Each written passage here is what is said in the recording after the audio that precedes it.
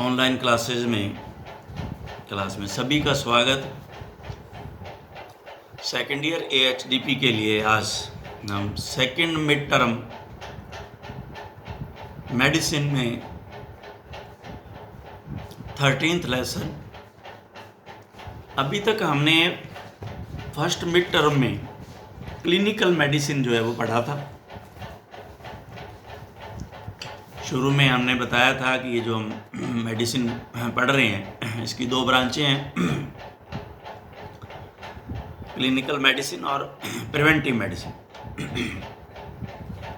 तो first mid term में हमारे यहाँ क्लिनिकल मेडिसिन थी पूरी जो हमने जिसके बारे में जानकारी ली। अब हम प्रिवेंटिव मेडिसिन आज स्टार्ट कर रहे हैं, सेकंड मिड टर्म की स्टार्टिंग शुरुआत।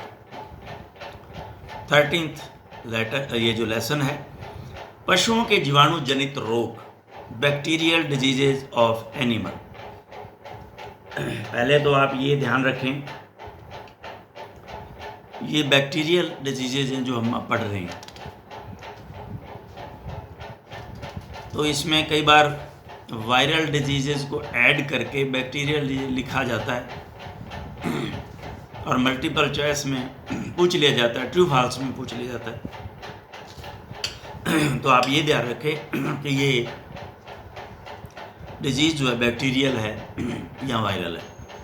तो हम सब अब पहले लेते हैं बैक्टीरियल डिजीज को आज, और इसमें पहला जो डिजीज है वो है एंथ्रेक्स। एंथ्रेक्स बड़ा ही भयानक जो है वो बीमारी है, और अगर बॉडी को इसकी को होने के बाद में ओपन छोड़ दिया जाए, बरियल ना किया जाए, तो ये बहुत सारे जानवरों में फैलाव ले लेती है। तो इसलिए इस बीमारी को हमने बड़े ध्यान से पढ़ना है।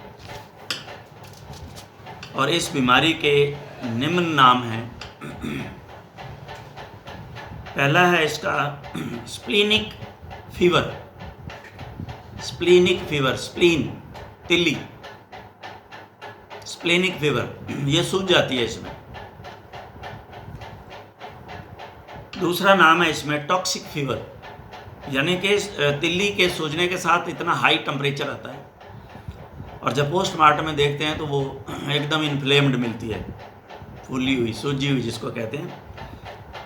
तो ये इससे पता चल जाता है, क्योंकि लक्षण और भी बहुत हैं, जैसे हम आगे पढ़ेंगे। सभी ओरिफिसेस में से ब्लड का आना, तो ये वो इनका विशेष है, आगे हम देखेंगे, लेकिन अभी नाम जानते हैं। और इन नामों को आप अच्छी तरह से पढ़ लेना, याद करना, क्योंकि ये मल्टीपल चॉइस में आपसे पूछे जाएंगे, एक नाम और दे दिया जाएगा और फिर आप कंफ्यूज हो जाओगे। तो इसमें स्प्लीनिक फीवर कहते हैं इसको, टॉक्सिक फीवर कहते हैं इसको। टॉक्सिक फीवर यानी कि टॉक्सीमिया हो जाता है, टॉक्सिन छोड़ता है। गिल्टी रोग, गांठें हो जाती हैं। और उसके बाद में आता है वूल सॉर्टर्स डिजीज।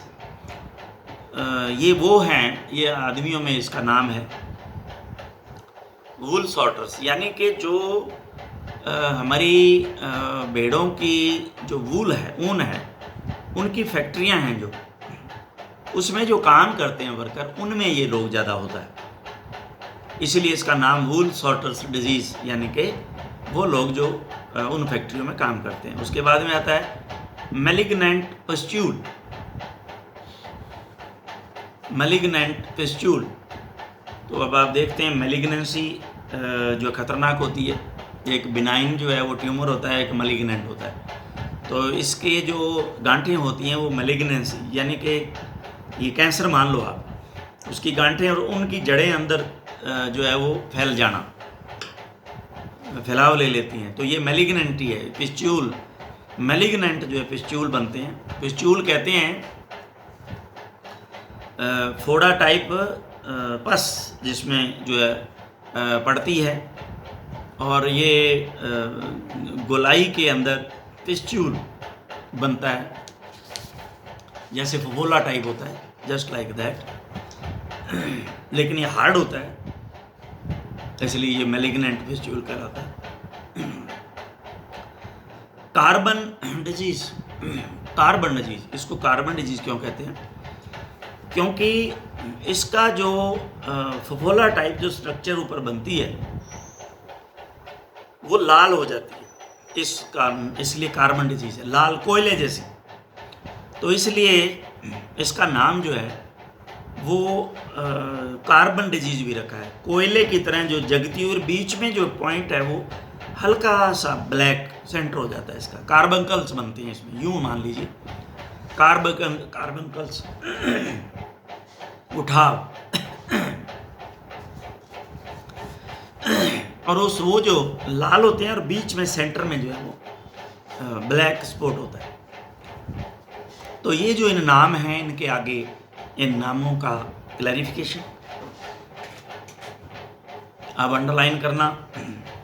ये बैसिलस एंथ्रेसिस नामक जीवाणु से पशुओं तथा मनुष्य में होने वाला घातक व संक्रामक रोग है। बैसिलस एंथ्रेसिस, ये ध्यान रखें, अंडरलाइन कर लेना इस नाम को, क्योंकि नाम पूछा जाता है। इस बीमारी में पशु के अचानक तेज बुखार होता था। पशु के प्राकृतिक छिद्रों से, जैसे अभी मैंने बताया, जैसे नाक, मुंह, गुदा मार्ग से रक्त स्राव होता है तथा खून का थक्का नहीं बनता एवं पशु अचानक मर जाता है, यानी कि जमता नहीं है वो खून। यह बीमारी मुख्य रूप से भेड़ों में पाई जाने वाली बीमारी है। ये रोग गाय, भैंस, बकरी, घोड़े, ऊंट आदि में भी हो सकता है, लेकिन कुत्तों में ये रोग कभी नहीं पाया जाता। अंडरलाइन कर लेना इसको, एंथ्रेक्स कभी कुत्तों में नहीं पाया जाता। इस बीमारी में तिल्ली का आकार बढ़ जाता है, इसलिए इसको स्प्लीनिक फीवर भी कहते हैं। जो अभी मैंने आपको समझा दिया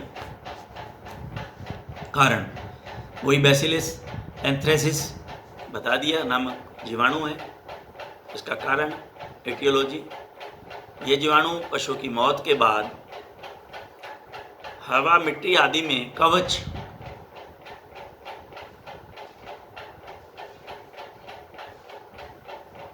बनकर लंबे समय तक जीवित रहता है।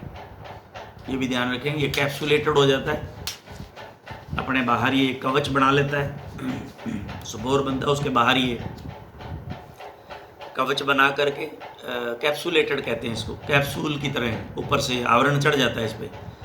ये जीवाणु लंबी छड़ की भांति का नॉन मोटाइल, अचल, ग्राम पॉजिटिव होता है। अंडरलाइन। अब मोड ऑफ ट्रांसमिशन, फैलाव कैसे लेती है ये बीमारी, कैसे फैलता है यह रोग? वर्ष के दौरान कुछ माह में ही विशेष रूप से फैलता है, इसलिए उस समय को एंथ्रेक्स ईयर के नाम से भी जाना जाता है। यह जीवाणु क्षारीय भूमि में एल्कलाइन आसानी से पनपता है, एसिडिक कर दें तो ये नहीं पनपता। वर्षा ऋतु में इस जीवाणु के स्पोर पानी के साथ बहकर एक स्थान से दूसरे स्थान तक चले जाते हैं। मांसाहारी पशुओं में संक्रमित मांस सेवन तथा संक्रमित बाल, खाल, हड्डियां आदि द्वारा भी ये फैलता है।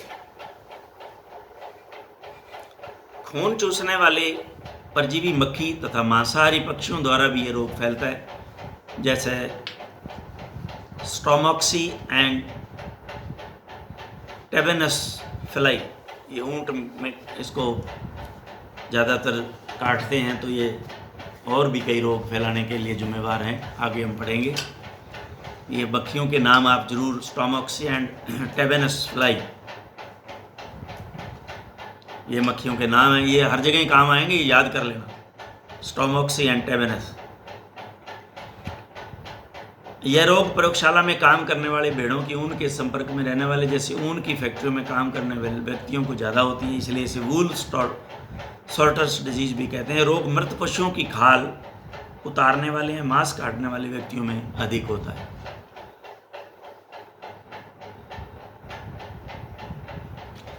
और वो खाद जिनके अंदर उन हड्डियों का चूरा जो है काम में लेते हैं तो उसके अंदर भी पाया जाता है और वो भी फैलाव का कारण बनती है। अब रोग के लक्षण क्या है? यह रोग 3 प्रकार का होता है। पर एक्यूट यानी कि अति तीव्र, एक्यूट तीव्र और सब एक्यूट। पर एक्यूट में बहुत तेज बुखार, नाड़ी दर व श्वसन दर का अचानक बढ़ना, सांस लेने में दिक्कत होना, डिस्पनिया कहते हैं जिसको। पशु बिना लक्षण प्रदर्शित करे तुरंत मर जाता है एवं प्राकृतिक छिद्र जैसे मुंह, नाक, योनि, मल द्वारा से ताजा बिना थक्का बनने वाला खून बहता है। ये इसकी खास निशानी है। अब एक्यूट के अंदर पशु को तेज बुखार रहता है, मांसपेशियों में कंपन है, गर्दन व सिर को जमीन पर टेक कर बैठता है। पशु गर्भित हो तो गर्भात मूत्र काले रंग का आता है, रेक्टम का बाहर आना, रक्त जमता नहीं है, थका नहीं बनता, गर्दन के नीचे छाती, ब्रिस्केट व वक्षस्थल, थोरैक्स आदि पर अडीमा हो जाता है। सैलिवरी ग्लैंड्स विशेष रूप से गर्दन तथा आंतों की नहीं लसिका ग्रंथियां, ये ग्लैंड्स के सूजन, इनमें इन्फ्लेमेशन हो जाता है। लसिका ग्रंथियों में सेक्रेटरी जितनी भी ग्लैंड्स हैं अंदर, उन सब में इन्फ्लेमेशन हो जाता है। पशु की मृत्यु के दौरान प्राकृतिक छिद्रों जैसे नाक, मुंह, गुदा, योनि आदि से बिना जमा रक्त वो सेम है।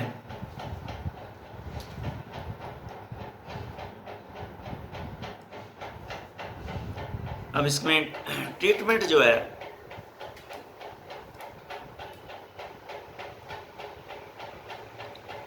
ट्रीटमेंट में पशु को एक बार रोग होने के बाद कोई उपचार संभव नहीं है। किसी एक इंजेक्शन का उपयोग 4 या 5 दिन करते हैं। अभी एंटीबायोटिक है इन्होंने बताई हैं, तो पहले तो प्रोकेन पेनिसिलिन,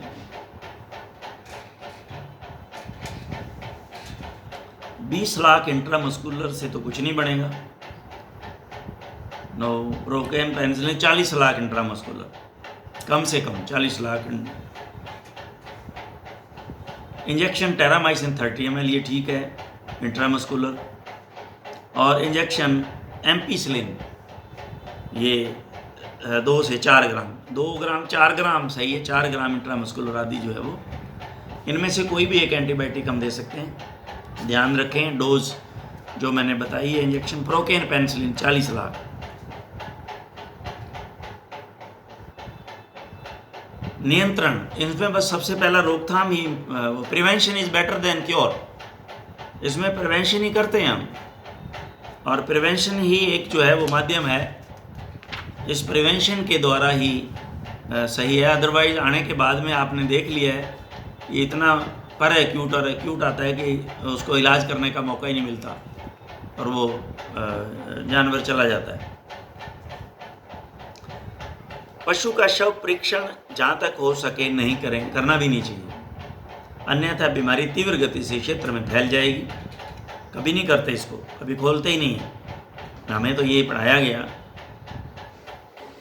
कि भाई ये ऐसे जो जानवर हैं उसको कभी नहीं खोलें।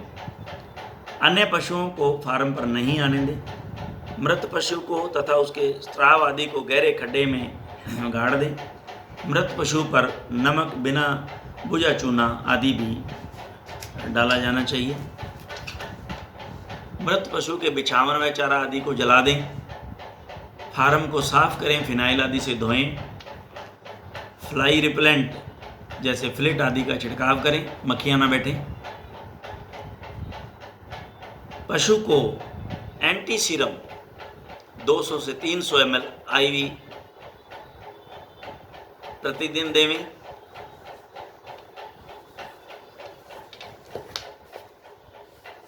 स्वस्थ पशुओं को 3 वर्ष तक टीकाकरण करें, ये बहुत ज़रूरी है। कंटिन्यू एवरी ईयर आपको उनमें जो है वैक्सीनेशन करना है। अगर उनको बचाना है, कहीं बाय द वे किसी के आ गए अगर टच में, तो दिक्कत पैदा हो जाएगी। तो इसमें आप ये जो anthrax spore vaccine living, anthrax spore vaccine living, इसमें जिंदा स्पोर हैं,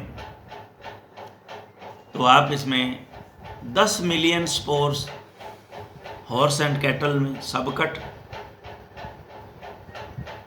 5 million spore sheep and got में सबकट, इसका जो है वो देते हैं वैक्सीनेशन, और 3 साल तक वहाँ पे पूरे एरिए में इस वैक्सीनेशन को करते हैं, ताकि ये भयंकर रोग जो है वो आगे किसी और जानवर को ना नील ले।